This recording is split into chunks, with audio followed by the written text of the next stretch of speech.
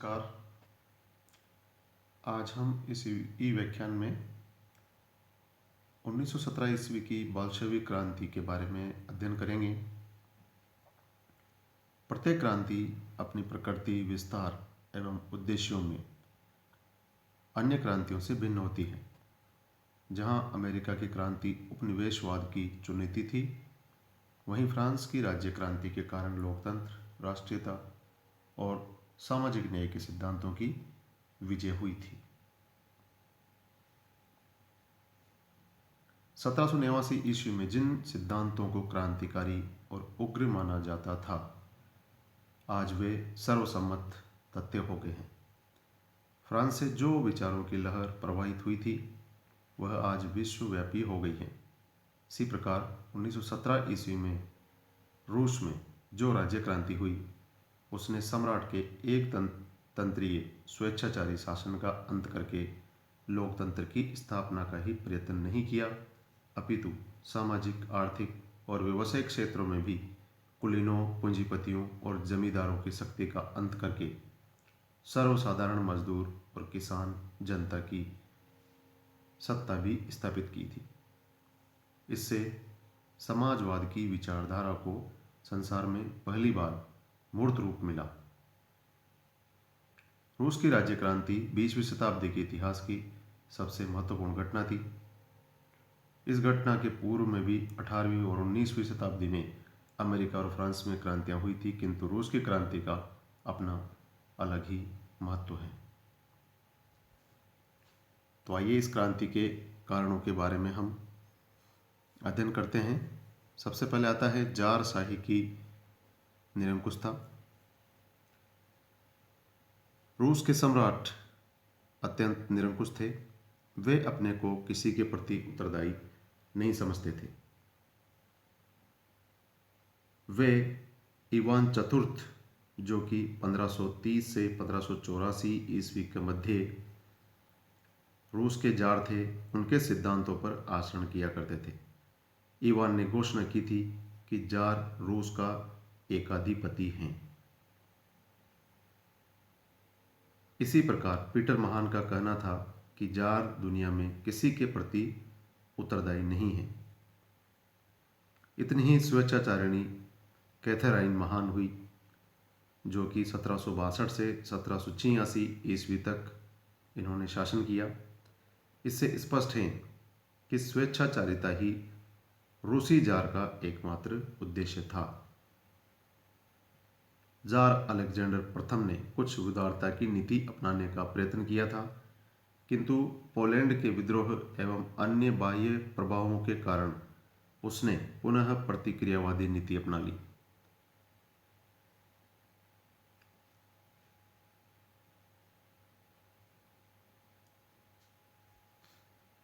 इसी काल में जार के निरंकुश एवं कठोर शासन के विरुद्ध कुछ क्रांतिकारी एवं आतंकवादी संस्थाओं की स्थापना हुई, जो गुप्त रूप से कार्य करती रही। विद्यार्थियों ने भी समाजवादी विचारों से प्रभावित होकर क्रांतिकारी आंदोलन को आगे बढ़ाने में योगदान दिया। अंत में एक आतंकवादी ने जार अलेक्जेंडर द्वितीय की हत्या कर दी। जार अलेक्जेंडर तृतीय, जो कि 1881 से 1894 ईस्वी के मध्य उनका शासनकाल रहा, उन्होंने अपने पिता की हत्या से यह सबक सीखा कि कठोर और दमनकारी नीति द्वारा ही सम्राट की सत्ता को सुरक्षित रखा जा सकता है। निकोलस द्वितीय ने भी इस नीति का पालन किया, किंतु 1905 ईस्वी की क्रांति के फलस्वरूप उसे सुधारवादियों को संतुष्ट करने के लिए ड्यूमा का निर्वाचन कराने की घोषणा करनी पड़ी, किंतु ड्यूमा को भी उसने जनता के प्रतिनिधि सभा के वास्तविक अधिकारी होने से वंचित रखा और स्टालिपिन की सहायता से पुनः प्रतिक्रियावादी शासन स्थापित कर लिया। निकोलस द्वितीय के अंतिम वर्षों में रासपुटिन जैसे दुष्ट आत्मा का प्रभाव सर्वोपरि रहा, जो सम्राट के लिए अनिष्टकारी रहा।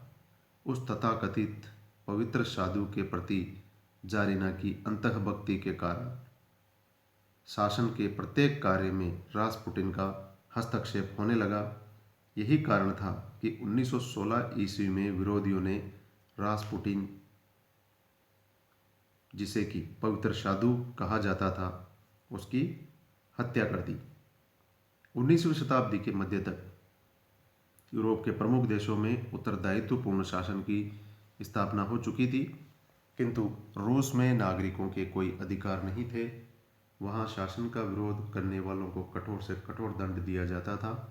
ऐसी दमनकारी व्यवस्था के कारण जार निरंकुश शासन अब असहनीय हो गया था और जनता के कुछ प्रबुद्ध नेता सुधारों की मांग करने लगे थे।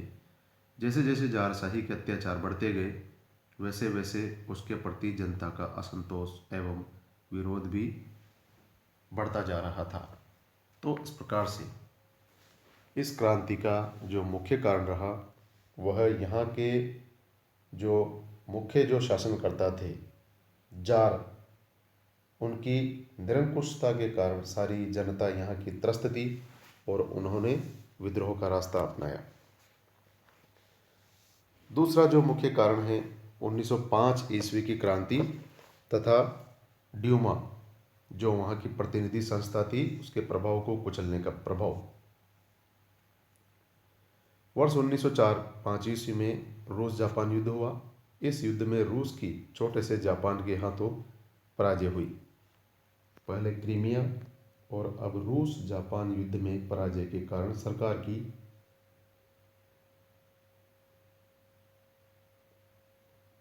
अक्षमता जनता के सामने आ गई और यह भी स्पष्ट हो गया कि रूस में सुधारों की आवश्यकता है। सरकार की अव्यवस्था को देखते हुए श्रमिकों ने हड़ताल का सहारा लिया और किसानों ने भी अपना असंतोष व्यक्त करने के लिए दंगे किए। 22 जनवरी 1905 ईस्वी को रविवार के दिन लगभग 1.5 लाख मजदूरों ने पादरी गेपों के नेतृत्व में जार के सम्मुख अपनी राजनीतिक और औद्योगिक मांगों को मनवाने के लिए प्रदर्शन किया। इस प्रदर्शन का उद्देश्य था कि विंटर पैलेस पर जार को एक आवेदन पत्र पेश करना, जिसमें लोगों के राजनीतिक और औद्योगिक अधिकारों की बात कही गई थी। तीसरा जो मुख्य कारण है वो है किसानों की दयनीय दशा। रूस एक कृषि प्रधान देश था, वहाँ किसानों की स्थिति अत्यंत दयनीय थी। जार अलेक्जेंडर द्वितीय द्वारा 1861 ईस्वी में कृषि दासों की मुक्ति की घोषणा के उपरांत भी किसानों की स्थिति में विशेष परिवर्तन नहीं हुआ। रूस में 19वीं शताब्दी के अंत तक 20,000 बड़े जमींदारों के पास लगभग 1800 लाख एकड़ भूमि थी, जबकि 1 करोड़ से अधिक किसानों के पास केवल 1900 लाख एकड़ भूमि थी। तो इतनी अधिक विषमता थी भूमि के मालिकाना हक पर। रूस की समस्त कृषक जनसंख्या का 1/3 भाग भूमिहीन था। खेती पुरानी पद्धति से ही की जाती थी। भूमिहीन कृषकों को जमींदारों की भूमि पर काम करना पड़ता था। उन्हें कई तरह के करों का भुगतान भी करना पड़ता था, जिससे उनकी आर्थिक स्थिति अत्यधिक चिंतनीय हो गई थी। कृषि दासों की मुक्ति का नियम भी रूस के सभी प्रांतों में लागू नहीं किया गया था। कृषकों को दोनों समय का भोजन भी उपलब्ध नहीं होता था। शासन द्वारा समय समय पर स्थिति को सुधारने का प्रयत्न किया गया था, किंतु किसानों की स्थिति में कोई अंतर नहीं आया। तो इस प्रकार से किसानों की दयनीय दशा के कारण भी किसानों ने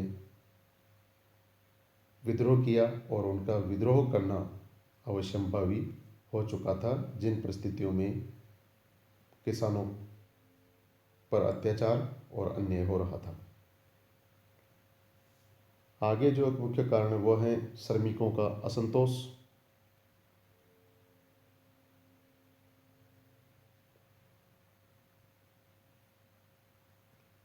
रूस के जार अलेक्जेंडर द्वितीय के समय में पश्चिमी यूरोप के प्रमुख राज्यों में औद्योगिक क्रांति हो चुकी थी। यद्यपि इस समय रूस एक कृषि प्रधान देश था, फिर भी औद्योगिक क्रांति का प्रभाव वहाँ दिखाई देने लगा। अलेक्जेंडर तृतीय के समय में औद्योगिकरण की गति भी गति में तीव्रता आई। हजारों की संख्या में भूमिहीन कृषक इन औद्योगिक केंद्रों पर रोजगार के लिए पहुंचे। उद्योगपतियों ने उनकी असहाय एवं दयनीय स्थिति का पूरा लाभ उठाया और उनसे न्यूनतम मजदूरी पर अधिक से अधिक कार्य किया। इनकी मजदूरी इतनी कम थी कि उनका जीवन निर्वाह कठिन होने लगा। इन कठिनाइयों को दूर करने के लिए वे अपने मालिकों से कुछ भी नहीं मांग सकते थे और न मजदूर संघ ही बना सकते थे। क्रांतिकारी समाजवादी दल ने मजदूरों की इस असंतोष का लाभ उठाकर उनमें समाजवादी सिद्धांतों का प्रचार किया। फिशर के अनुसार इस साम्यवादी प्रचार ने देश के श्रमिकों में जारशाही के प्रति घोर असंतोष एवं घृणा उत्पन्न कर दी, जिसके कारण लोग जार के शासन का अंत करने के लिए क्रांतिकारियों का शासन देने लगे। तो इस प्रकार से श्रमिकों का जो असंतोष था वो उभर कर सामने आया। उनकी दयनीय दशा इस क्रांति के लिए जिम्मेदार थी। आर्थिक एवं सामाजिक विषमता भी इस क्रांति का एक कारण रहा है। इस समय रूस की सामाजिक स्थिति वैसी ही थी जैसी 1789 ईस्वी से पूर्व फ्रांस की थी। समस्त रूसी समाज दो भागों में विभक्त किया जा सकता था। प्रथम, अधिकारयुक्त वर्ग, जिसमें जार के कृपा पात्र कुलीन लोग थे। ये लोग जार की निरंकुशता एवं स्वेच्छाचारिता को आवश्यक समझते थे। यह वर्ग बहुत संपन्न था। राज्य के अधिकांश महत्वपूर्ण पदों पर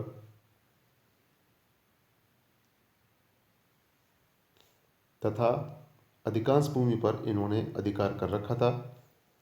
दूसरा वर्ग अधिकारहीन वर्ग था। इसमें किसान तथा मजदूर थे।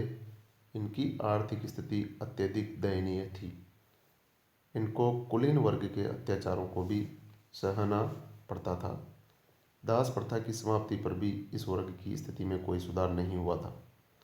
इस प्रकार रूसी समाज में भारी आर्थिक एवं सामाजिक विषमता थी। फलस्वरूप यह वर्ग संघर्ष रूसी क्रांति का एक महत्वपूर्ण कारण बना। नेक्स्ट है जार की रूसीकरण की नीति। रूस की प्रजा विभिन्न जातियों के सम्मिश्रण से बनी थी। वहाँ कई धर्म प्रचलित थे, कई भाषाएं थी। रूस की जनता में यहूदी, पौल, Finn, Uzbek, Tatar, Kazakh, Armenian, रूसी आदि का समावेश था। इन सबको अपनी अपनी संस्कृति और सभ्यता थी। रूसी इन सब में प्रभावशाली होने के कारण यहाँ के शासक बन गए थे। इनको अन्य अल्पसंख्यक जातियों के साथ कोई हमदर्दी नहीं थी। इन अल्पसंख्यक जातियों के विरुद्ध जार अलेक्जेंडर प्रथम के समय से ही रूसीकरण की नीति अपनाई गई और एक जार एक धर्म का नारा अपनाया गया। गैर रूसी जनता का दमन किया गया। इनकी भाषाओं पर प्रतिबंध लगाए गए। इनकी संपत्ति छीन ली गई और इस प्रकार गैर रूसी जनता में असंतोष फैला और वह जारशाही के विरुद्ध हो गई। तो इस प्रकार से इन विद्रोहों को कुचलने के लिए इन पर अमानुषिक अत्याचार किए गए, जिससे उनका विद्रोही होना स्वाभाविक ही था और इन्होंने भी जार के विरुद्ध आंदोलन में सक्रिय भाग लिया। नेक्स्ट जो कारण है वो है बौद्धिक क्रांति। रूस में कई वर्षों से पश्चिमी यूरोप के उदारवादी विचार प्रवेश कर रहे थे और जार तथा उसके प्रतिक्रियावादी पदाधिकारी उनका दमन करने में कोई कसर नहीं छोड़ रहे थे। फिर भी उदारवादी विचारों का यहाँ प्रसार हुआ। स्वयं रूस के टोल्स्टॉय, तुर्गनेव, दोस्तोवस्की आदि उपन्यासकारों ने भी रूसी जीवन की विफलताओं की ओर जनता का ध्यान आकृष्ट किया। इनके विचारों से लोगों में राजनीतिक जागृति उत्पन्न हुई। शिक्षित वर्ग राजनीतिक अधिकारों की मांग करने लगे। इनके साथ ही कार्ल मार्क्स, मैक्सिम गोर्की और बाकुनिन के समाजवादी विचारों का भी देश के श्रमिकों एवं बुद्धिजीवियों पर प्रभाव पड़ा।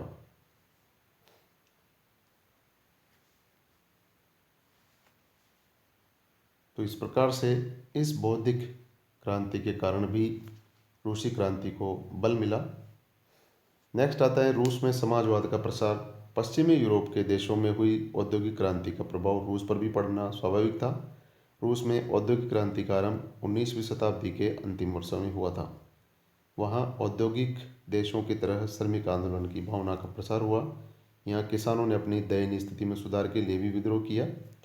इन किसानों को दयनीय स्थिति से प्रभावित होकर कुछ मध्यम वर्गीय बुद्धिजीवियों ने 1860 ईस्वी के पश्चात समाजवादी विचारधारा के आधार पर एक आंदोलन आरंभ किया।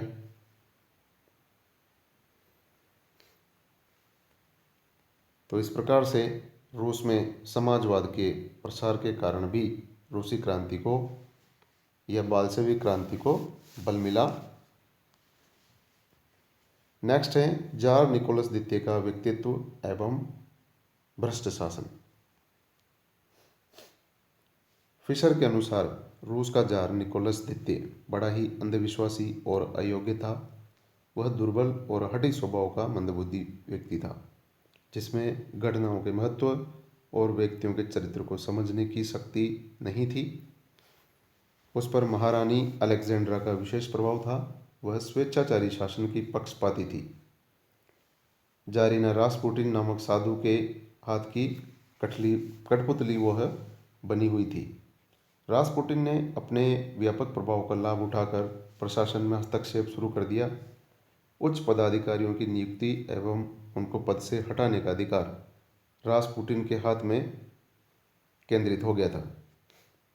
फलस्वरूप राजदरबार में रासपुटिन के विरोधी में एक दल बन गया, जिसने दिसंबर 1916 ईस्वी में उसकी हत्या कर दी। तो इस प्रकार से रूसी क्रांति, बाल्शेविक क्रांति जो थी 1917 ईस्वी में हुई, उसके मुख्य मुख्य कारणों के बारे में हमने अध्ययन किया। धन्यवाद।